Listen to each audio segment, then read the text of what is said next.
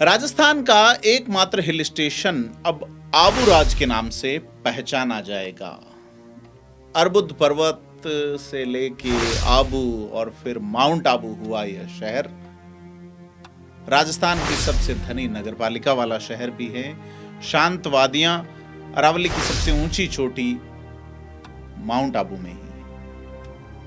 और यह आबू एक ऐसा नाम जो पुराणों में व्याख्यित है, एक ऐसा नाम जो सुनते ही जहन में नक्की झील की शांति और दिलवाड़ा मंदिरों की नक्काशी दिखाता है। तो आज बात करेंगे इस नाम के बदले जाने की कि अब नेता अपना अपना श्रेय लेने की होड़ में हैं। रतन देवासी ने भी पिछले साल ये मामला उठाया था। उससे पहले थिंक 360 के साथ बात करते हुए 2024 में नए नए सांसद बने लुम्बाराम चौधरी ने कहा था कि उनका उद्देश्य है कि वो इस शहर का नाम आबूराज करवाए। और सबसे बड़ी मांग किसकी थी? मांग थी आबू में साधना करने वाले तपस्वी संतों की, कि यह शहर माउंट आबू नाम यानी अंग्रेजी नाम होने के बाद अंग्रेजियत का ही शिकार हो रहा है। पर्यटन के नाम पे शराब की बोतलें, मांस का व्यवसाय, तमाम चीजें थी। होटल इंडस्ट्री और होटल्स खड़े करने की जो होड़ हैं वो एक अलग हैं। लेकिन आज हम बात करेंगे कि जिस तरह से संतों की डिमांड थी, इस डिमांड पर निर्णय लेके भजनलाल सरकार ने एक मास्टर स्ट्रोक चला है। और ये मास्टर स्ट्रोक दिया कुमारी के बजटीय प्रावधानों, आंकड़ों वाले बजट से बड़ा भारी पड़ा है, खास करके मारवाड़ गोडवाड़ इलाके में। और कई इलाकों में तो, देश के कई इलाकों में तो इस क्षेत्र को माउंट आबू की वजह से ही जाना जाता है। ऐसे में अब ये नाम बदल गया। भजनलाल शर्मा की टीम का यह मास्टर स्ट्रोक है दिया कुमारी के आंकड़ों वाले बजट के ऊपर। लेकिन बात करेंगे, क्या आप जानते हैं कि इन शांत वादियों के पीछे एक बेहद उग्र ऐतिहासिक सत्ता संघर्ष और भारत का एक ऐसा राजनीतिक ज्वालामुखी धधकता रहा है जिसने संविधान सभा तक की नींव हिलाई थी। तो आज बात सिर्फ माउंट आबू के आबूराज होने की नहीं करेंगे, बात करेंगे मिथकों की, सांस्कृतिक अस्मिता और उस पर्दे के पीछे की राजनीति की जिसने माउंट आबू को राजस्थान से छीनने की कोशिश की थी।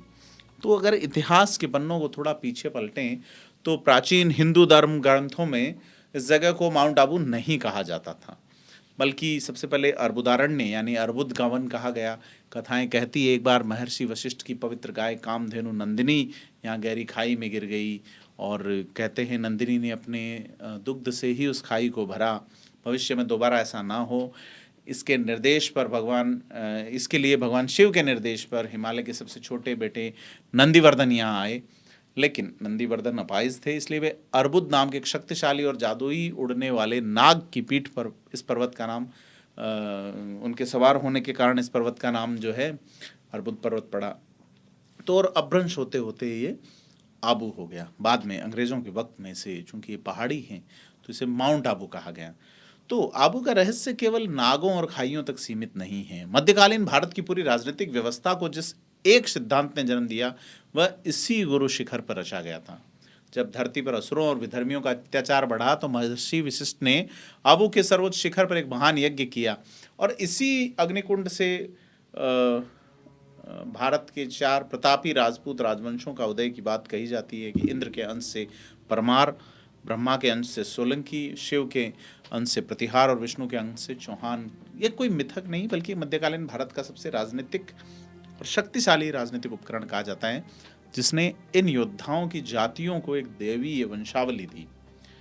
तो सत्ता का एक खेल आबू की चोटियों पर लगातार चलता रहा। 6ठी शताब्दी में गुर्जरों, जो गुर्जर देश गुजरात से और गुर्जर वंश का मूल निवास बताया जाता है, 916 ईस्वी में धूमराज ने यहाँ परमार वंश की स्थापना की। चंद्रावती उनकी राजधानी होती है और करीब 400 साल तक वे राज करते हैं। इसी दौर में गुजरात के चालुक्य या जिन्हें सोलंकी कहा जाता है, उनके ही मंत्रियों विमल शाह और वास्तुपाल तेजपाल ने दुनिया के सबसे अद्भुत देलवाड़ा जैन मंदिरों का निर्माण करवाया।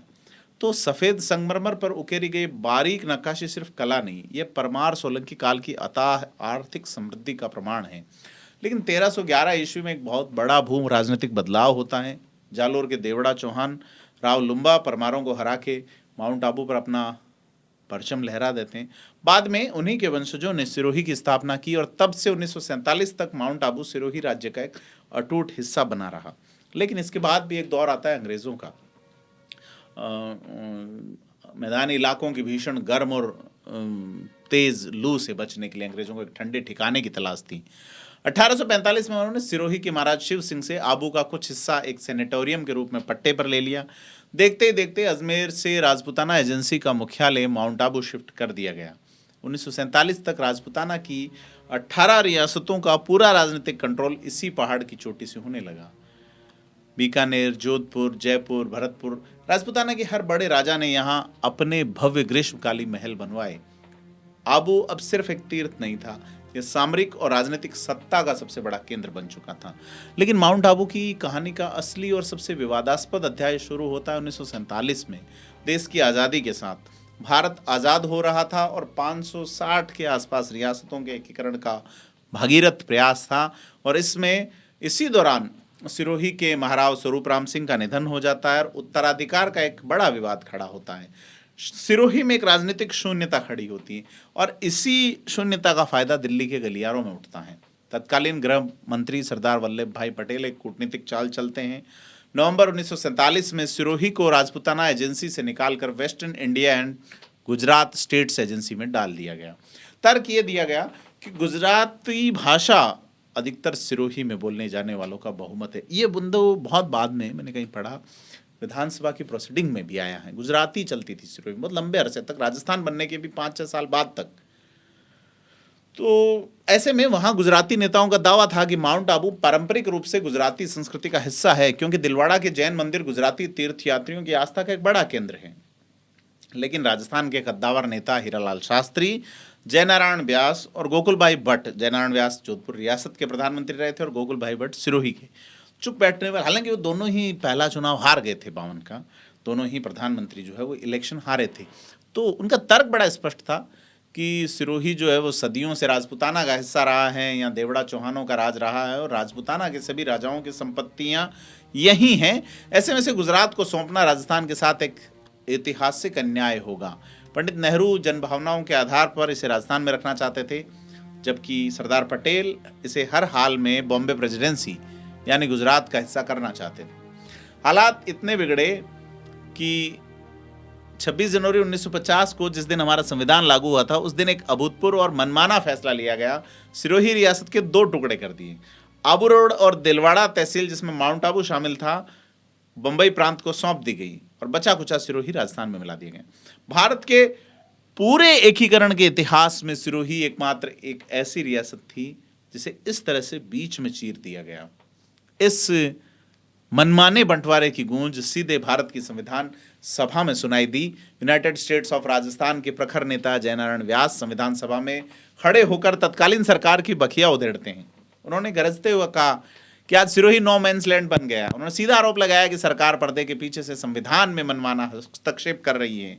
अभी तब जब सिरोही की जनता बंबई में जाने का कड़ा विरोध कर चुकी है और राजस्थान विधानसभा के पहले प्रतिपक्ष नेता रहे, संविधान सभा का हिस्सा रहे कुंवर जसवंत सिंह तंवर, जो बीकानेर से आते थे, उनके साथ ही महात्मा गांधी तीसरे गोलमेज सम्मेलन में गए थे, वो इस मामले को बड़ा तरीके से उठाते हैं और उसे गैर कानूनी और अनियमित साबित करते हैं। लेकिन ये लड़ाई सिर्फ संसद के भीतर नहीं लड़ी जा रही थी, सड़कों पर माहौल गर्मा चुका था। आंदोलन का नेतृत्व किया सिरोही के हाथल गांव में जन्मे राजस्थान के गांधी कहे जाने वाले गोकुल भाई दौलतराम भट्ट ने।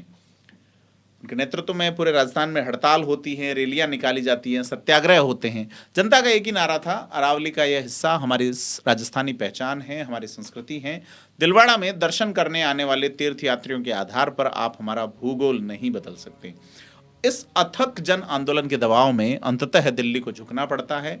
1953 में फजल अली की अध्यक्षता में राज्य पुनर्गठन आयोग बनता है। राजस्थान सरकार ने अपना पुख्ता दावा आयोग के सामने रखा और जब 1955 में आयोग की ऐतिहासिक रिपोर्ट आई तो सरदार पटेल के उस पुराने फैसले की धज्जियां उड़ गई।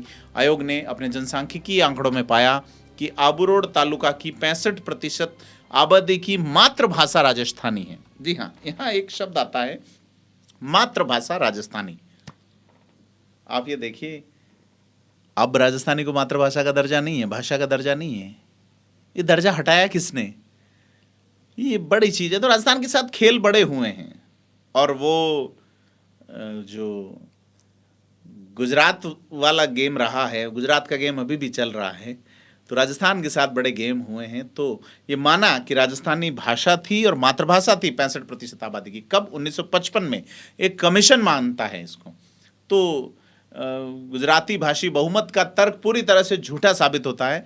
आयोग स्पष्ट लिखता है कि 1950 का वह बंटवारा जनभावनाओं के खिलाफ था और आबू रोड पर राजस्थान का दावा पूरी तरह से वैध है।